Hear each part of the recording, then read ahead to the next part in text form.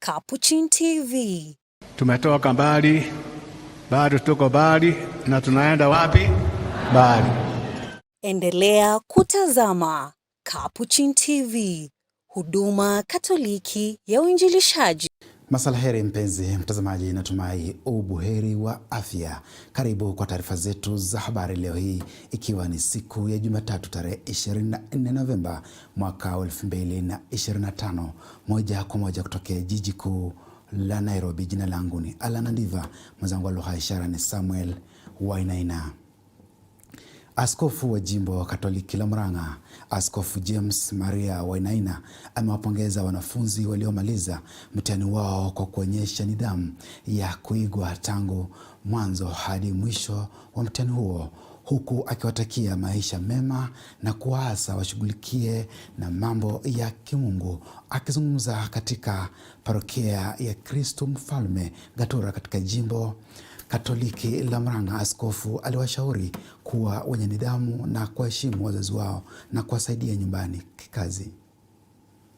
Jina langu ni Bishop James Maria Wainaina wa jimbo Katoliki la Murang'a. Siku hizi ambazo tunakumbuka, juzi tulimaliza mitihani. Nataka kuwapongeza wale ambao walifanya mitihani, wanafunzi wetu wa mashule yetu na vyuo. Tunawashukuru sana kwa kuendelea wakiwa na nidhamu hata siku za mwisho, na tunawatakia masiku mema ambayo yako mbele yao.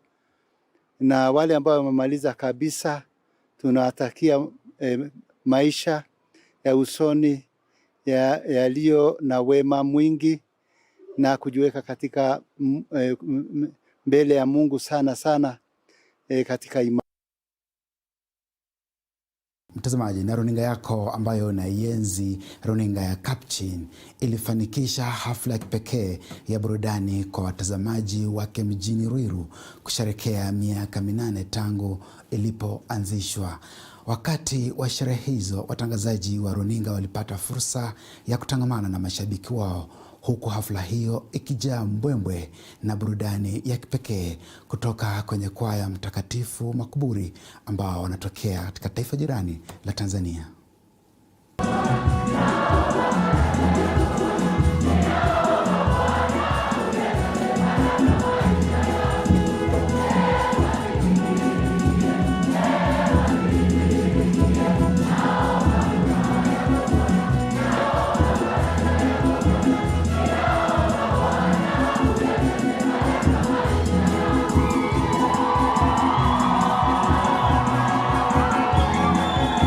Tamasha hili lilifunguliwa rasmi na Askofu Wallace Ng'ang'a wa jimbo la kijeshi nchini, pia mwenyekiti wa tume ya mawasiliano ya kijamii ya Baraza la Maaskofu wa Kikatoliki nchini KCCB, akimwakilisha askofu mkuu wa jimbo kuu Katoliki la Nairobi, Askofu Philip Subila Anyolo. Katika hotuba yake, Askofu Wallace alipongeza hafla hiyo kama njia mojawapo ya kuleta upatanisho kati ya vikundi vya kwaya, waumini wa Kristo, mapadri, watawa na watu wa mapenzi mema katika kuinjilisha na kushirikiana kwa pamoja kwa njia ya uimbaji. Inasimulia kwa shukrani na mshangao juu ya nidhamu yenu, juu ya uimbaji wa kiwango cha juu, na pia roho na maombi ambayo mnaleta katika ibada na katika utume wenu wa kuinjilisha. Jimbo kuu la Nairobi linawadhamini sana kwa namna ya pekee, si tu kwa sababu ya ustadi wenu wa muziki, bali pia kwa mchango wenu mkubwa katika uenezaji wa Injili katika Afrika yetu ya Mashariki na hata nje na mipaka yake. Kupitia nyimbo zenu, sauti zenu zenye utulivu na uwapo wenu wa kiroho, mmekuwa mkiguza mioyo na kuiunganisha watu na kuongoza wengi kumkaribia Mungu zaidi. Tamasha hili liliwaleta pamoja wanakwaya kutoka sehemu mbalimbali nchini pamoja na kwaya Mtakatifu Kisito Makuburi KMK kutoka taifa jirani la Tanzania ambao walihudhuria kama wageni maalum.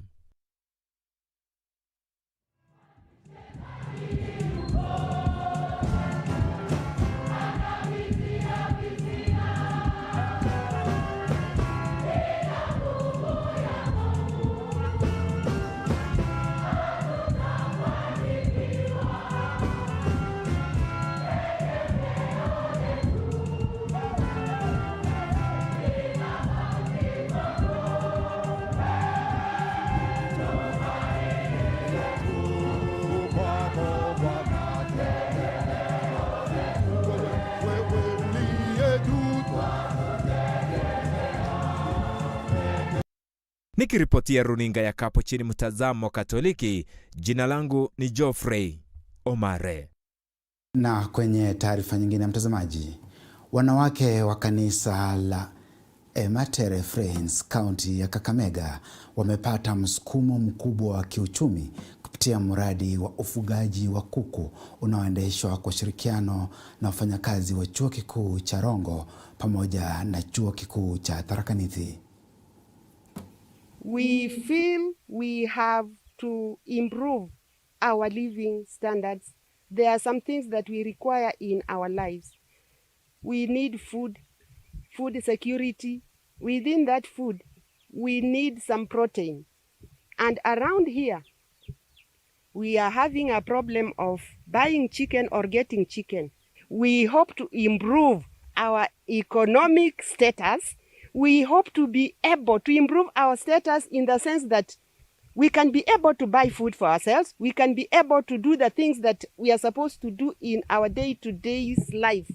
So our prayer is that God gives our mama the ability to rear these chicks, to mature, to sell, and then they also in future give back to the community. We believe in sharing what we have with the community, giving back to the community, and the name of this project from the time we started, we have called it Growing the Community. Si mara ya kwanza wanatufanyia haya maneno. Kila Christmas, December huwa wanatufanyia kitu. Huu mwaka wametuletea vifaranga. Sisi kama wamama wa Ematere Church and the community, we are really thankful, na tunasema Mungu aendelee kuwabariki sana for empowering our church and empowering our community. Other than spiritual growth, we also need economic empowerment. We want our members to be economically empowered. Kwa sababu mama akiwa na pesa mfukoni, then the rest of the family and the country is economically empowered. It is a noble idea. It is something that I would say it is early Christmas for us, because once we are started off, I'm sure we will not let those who have made this program come true, will not let them down. We'll do our best as mamas in this community. Kila Christmas season, wanatufanyia kitu to empower this community, to empower this church. And we want to return our hearty thanks to them, because they mind about this community. They want us to be self-sustainable. Tunasema asanti, and we are promising as mothers of a Madere Village meeting of Friends Church that we are going to sustain this project. We are going to be empowered. We are going to grow. Naam, na kwenye taarifa nyingine, Rais wa Taifa Daktari William Ruto na Mama Rael Ruto wameandaa sherehe maalum ya kifahari almaarufu kama State Banquet kwa heshima ya Waziri Mkuu wa Malaysia Mheshimiwa Dato Seri Anwar bin Ibrahim hapa jijini Nairobi. Sherehe hiyo iliyofanyika katika ikulu ya Nairobi tarehe 23 Novemba mwaka 2025, ambapo viongozi hawa wawili walimkaribisha Waziri Mkuu wa Malaysia kwa heshima ya kitaifa. Sherehe ya kifahari ya State Banquet ni moja ya njia za kuimarisha uhusiano wa kidiplomasia kati ya Kenya na Malaysia, ikiwakilisha heshima na mshikamano kati ya mataifa haya mawili. Since the establishment of diplomatic relations in 1965, Kenya and Malaysia have built a partnership grounded in mutual respect, shared values, and steady commitment to cooperation, one that continues to serve both our nations very well. I am encouraged by the vast opportunities that lie ahead as our cooperation expands across key areas, including trade and investment, manufacturing, digital innovation, education, technical capacity building, and engagements on multilateral platforms. These areas not only hold immense promise for elevating our partnership, Your Excellency, but also align closely with Kenya's new roadmap for accelerated transformation into a first world economy. One aspect that also is particularly exciting for me because I am, like you, very passionate about poverty alleviation, about housing for the poor, for the masses. And when I learned this ambitious program, over 150,000 units of housing, affordable housing and housing for the poor, I mean, this exemplifies the spirit of a remarkable leadership, not only striving for power, but to make sure that the power is utilized fully into the spirit of the Kenyatta struggle to champion and assist your people.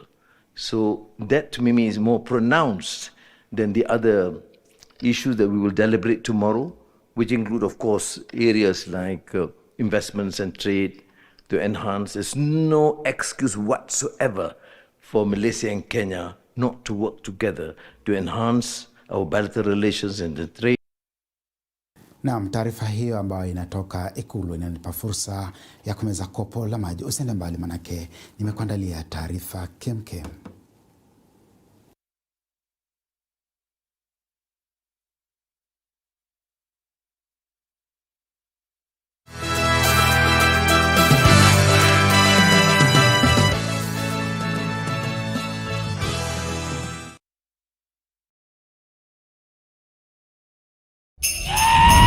StarTimes is taking your entertainment to the next level. This holiday, recharge, upgrade, and celebrate the festive season. Renew your subscription on your current bouquet for 1 month and get upgraded to the next high bouquet for 1 month to enjoy more entertainment and more festive joy. Unlock more channels. Wow, that's amazing! More cartoons. Like I think he said the magic word. More sports, more movies, more drama, and more reality.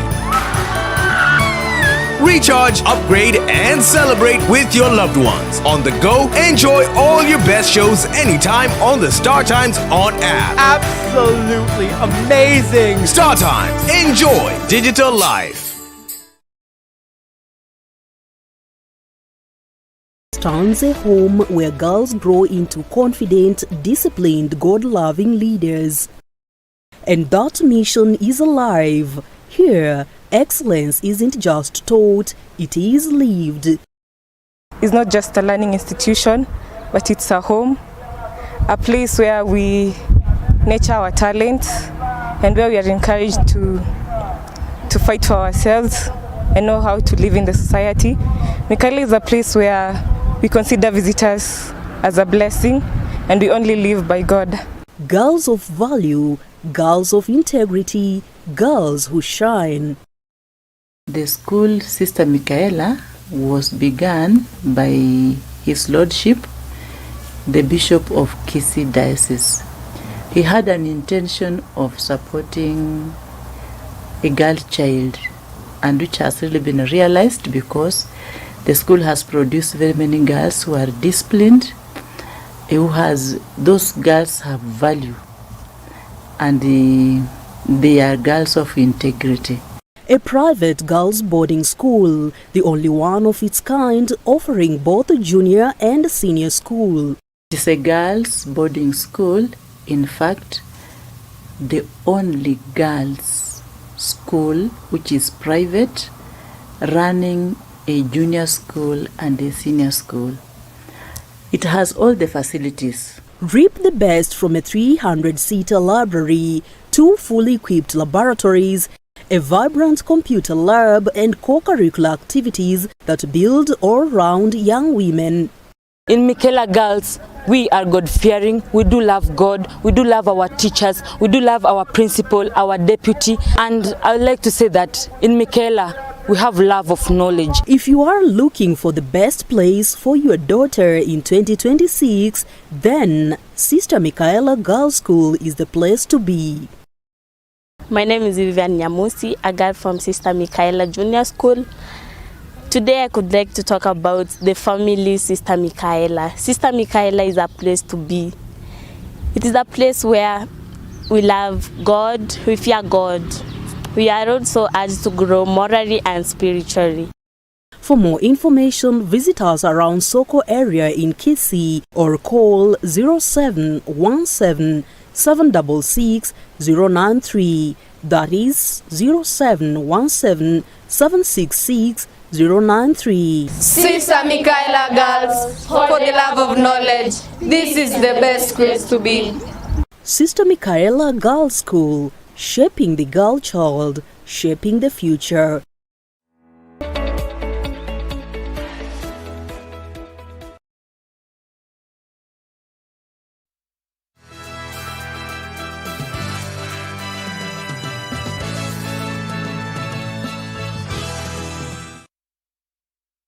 Naam, karibu kwa awamu ya pili, tuandamane sako kwa bako hadi tamati.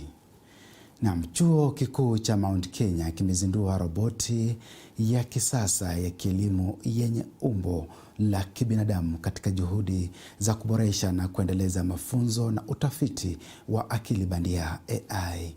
Kwa mujibu wa mkuu wa shule ya kompyuta na taalamu ya habari katika chuo hicho, Daktari John Kamau, roboti hiyo inatarajiwa kuinua kiwango cha utafiti ambapo wanafunzi wataitumia kuendeleza na kupima algorithm mpya, kujiandaa kufanya na kuelewa majukumu mapya pamoja na lugha mbalimbali.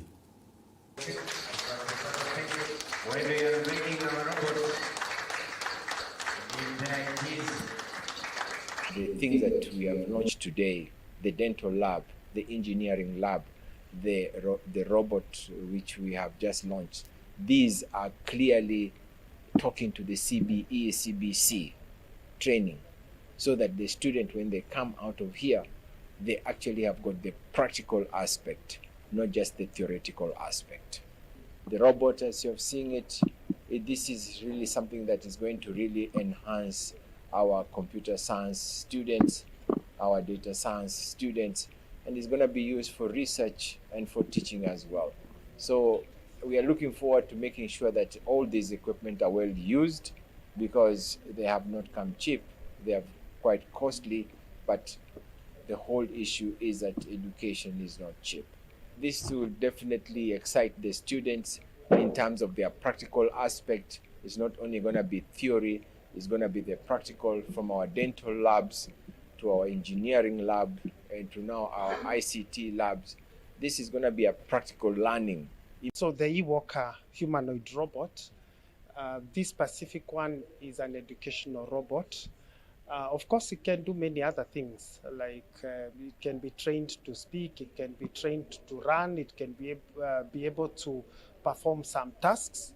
But this one will be mainly used for research, where students can be able to test and develop new algorithms, train it to do new tasks, train it to understand new languages, and can also be trained to speak. So the students will be using it to learn how to train a robot to do new tasks, to speak, to recognize new things, to develop new algorithms, to test these algorithms. So mainly that is all the investment that the university has made in the innovation and the learning of the student has been really impactful, because you get to see how to use real world situations in whatever that you're learning in class. So we learn the theory part, but with the robot we get to see the practical part, like understanding the robotic operating system and the languages that are used in programming our robots. And in the future, we see we are going to be at par with other universities that are abroad, or even in our school, because I feel like this is a really great step. We're really thankful because I feel like this is something that they really thought ahead of our time, something that many other institutions could not think of, but being MKU is a pioneer of such an amazing innovation. We're really thankful as students, and we are definitely going to use the investment that they have made to us. Actually, I've not seen such a robot before. I had a chance to also go to Europe some few months ago, and we did not see this. Seeing this in our university is something that is really amazing, and seeing it at home makes it more special. And I think it's an opportunity for us to utilize the time. It's more of a challenge to us as the students in the School of Computing, because this gives us an opportunity to really program the robot, considering it's not really advanced. Helps us to equip ourselves with the knowledge of robotics and be able to expand our expertise once we get out of the university. We feel as much as the innovation and field of AI, machine learning is concerned, we are going to be at par with what the industry really requires. And we're also looking forward to really teach other people in matters to do with. Naam, na kwenye mizani ya haki, hakimu wa mahakama kuu Alexandra Moteti ameagiza kesi ya mauaji ya Agnes Wanjiru kutajwa tena tarehe 16 Disemba kufuatia udhibitisho kutoka ofisi ya mkurugenzi wa mashtaka ya umma ODPP ya kwamba mshukiwa Robert James Pukisi yupo mkononi mwa mamlaka za Uingereza. Pukisi aliyekuwa askari wa zamani wa Uingereza anashtakiwa kwa kumuua Wanjiru mwaka 2012. Wanasheria wa mashtaka wamesema mahakamani ya kuwa wamepokea taarifa rasmi zinazoonyesha kuwa Pukisi kwa sasa yupo mikononi mwa mamlaka za Uingereza na kuwa mahakama za Uingereza zimepanga kufanikisha taratibu za usimamizi wa kesi tarehe 9 Disemba kama sehemu ya mchakato wa kutoa kwa masharti ya kisheria. Say anything that is likely to prejudice the rights of the accused person, either in the UK or in these proceedings. So restrict yourself to matters that have Senjoki, the niece to the late Agnes Wanjiru, and the family spokesperson. And we are grateful that now we are seeing the progress in our case. Today we are having two matters. There is also a matter in UK. The suspect is expected, he's having a bail hearing. So we don't know the outcome of that. So we're just waiting. But we are grateful, at least now we are seeing progress. And we are now positive that finally we'll be served justice after waiting for that long. Yeah, we are pleased with how the things are going on now. Yes. Yes. My name is, I'm an advocate of the High Court of Kenya and the advocate for the family of the late Agnes Wanjiru. Today we had come to the High Court before Honorable Justice Moteti so that we could be informed by the prosecution what is transpiring in the matter regarding extradition proceedings which are now in UK. We have been informed officially that the suspect was arrested and he is in custody in UK.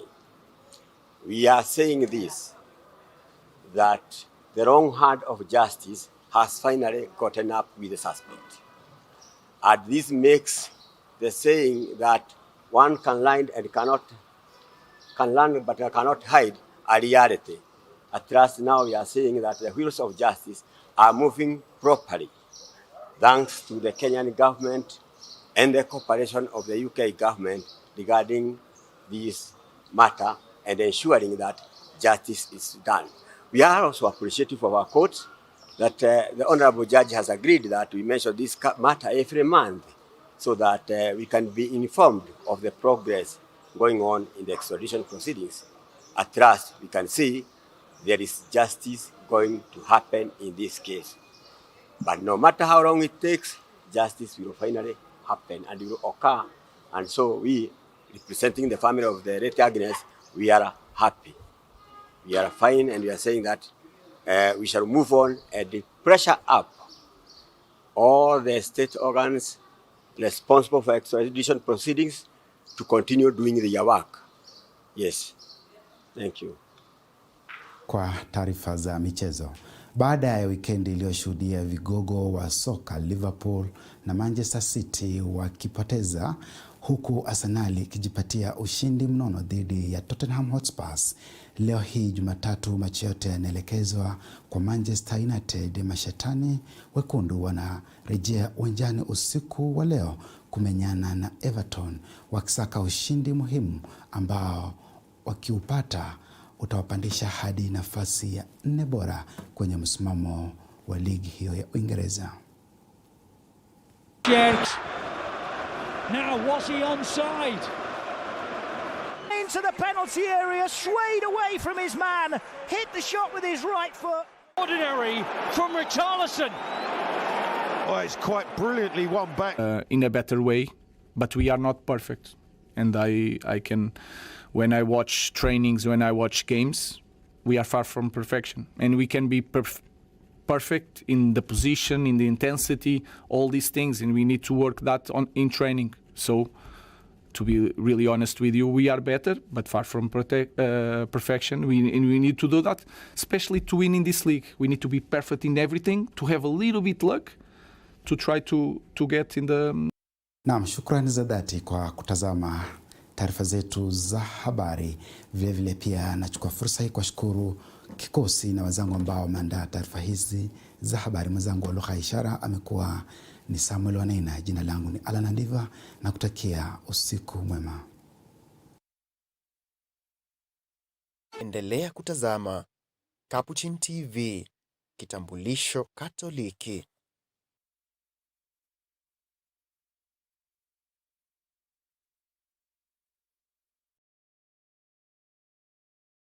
You are watching Capuchin TV. For any complaints, comments, or compliments on our programming, you can either write to us on info@capuchintv.co.ke or you can call us directly on 0717 424 866. Your complaint shall be addressed within 7 days. Remember to keep a copy of your communication with us. Keep watching Capuchin TV, your Catholic identity.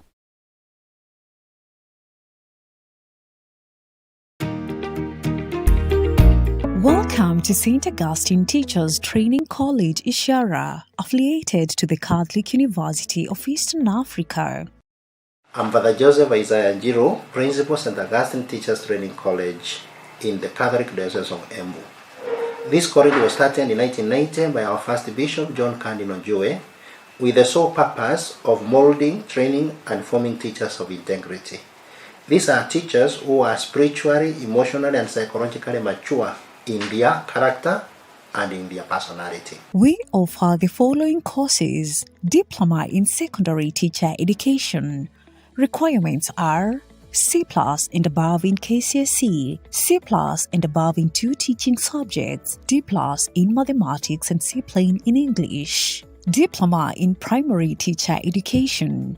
Requirements are C plain in KCSE and above, Diploma in Guidance and Psychological Counseling, C plain in KCSE and above, Certificate in P1, GTE, Nursing or any other relevant certificate.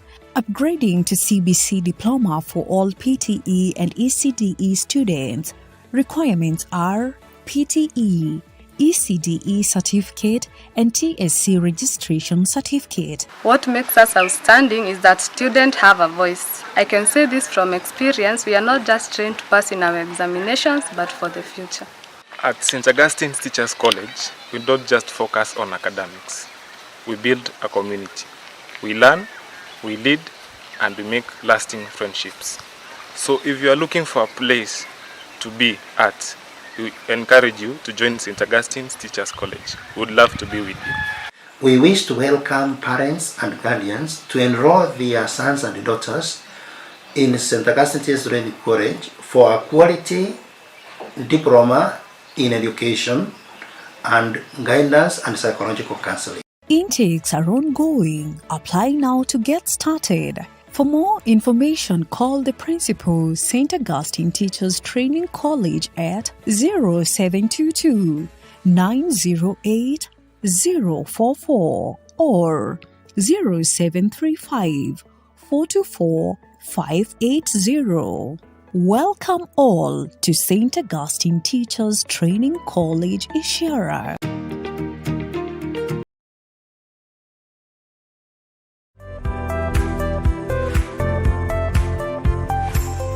Karibuni nyote ili tuweze kusali pamoja, ili tuweze kumshukuru Mungu kwa pamoja kama vijana katika hafla ambayo tutakuwa nayo kule Mombasa.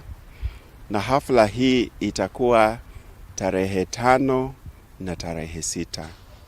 Tarehe 5 tutakuwa na misa ya vijana wote katika Jamhuri ya Kenya, the National Youth Mass.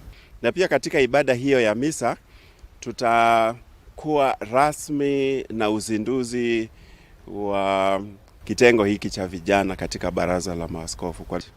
And thereafter we will also have the National Music Festivals, which will be held on 5th in the afternoon and 6th on Saturday. Ni wakati wa vijana kukutana na kuweza kuweka talanta zetu pamoja tunapoimba na kumshukuru Mungu. Kwa hivyo kile ambacho ningependa kuwaeleza vijana wetu ni kwamba muwe karibu na wazazi, msikize wazazi wenu, na pia muwe karibu na parokia zenu, mapadri wenu na watu wema wengi ambao wanawapenda, watawapa wosia mzuri. Vijana wetu tunawapenda na karibuni nyote tusherekee pamoja na kumshukuru.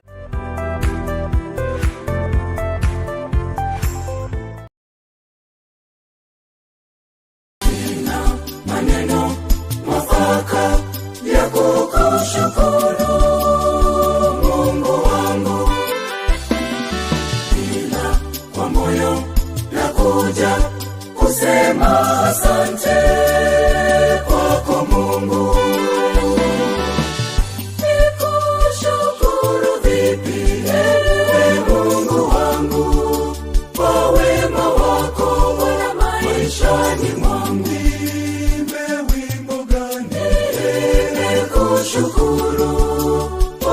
The Franciscan missionaries of St. Joseph, popularly known as Mill Hill Sisters, cordially invite you to a 3-in-1 sacred celebration. The first profession, perpetual profession, and silver jubilee celebration of our beloved daughters. Happening on Saturday, 6th December 2025 at St. Joseph Luanda Parish in Catholic Diocese of Kakamega, beginning at 10 a.m. East African Time.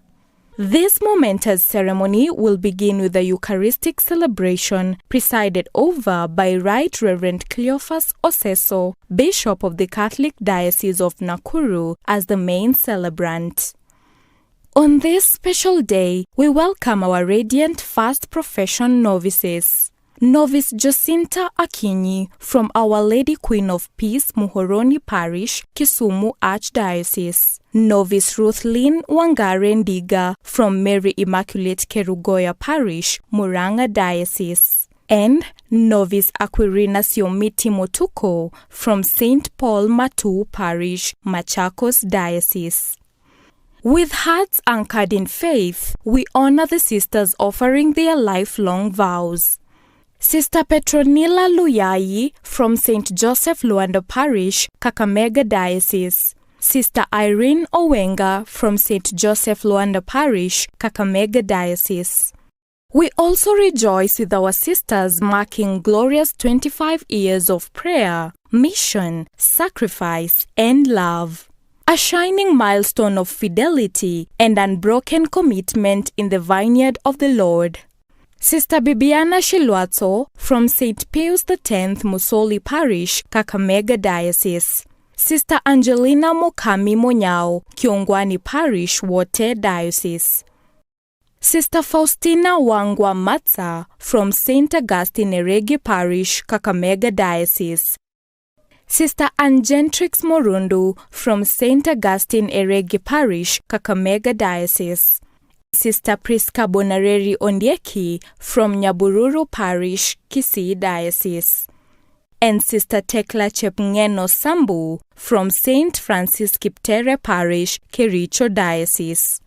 Join us as hymns rise, hearts rejoice, and the church celebrates this bouquet of vocations live on Capuchin TV and streaming across all our social media platforms. Celebrate faith, celebrate service, celebrate God's chosen ones. Keep watching Capuchin TV, your staunchly Catholic identity channel.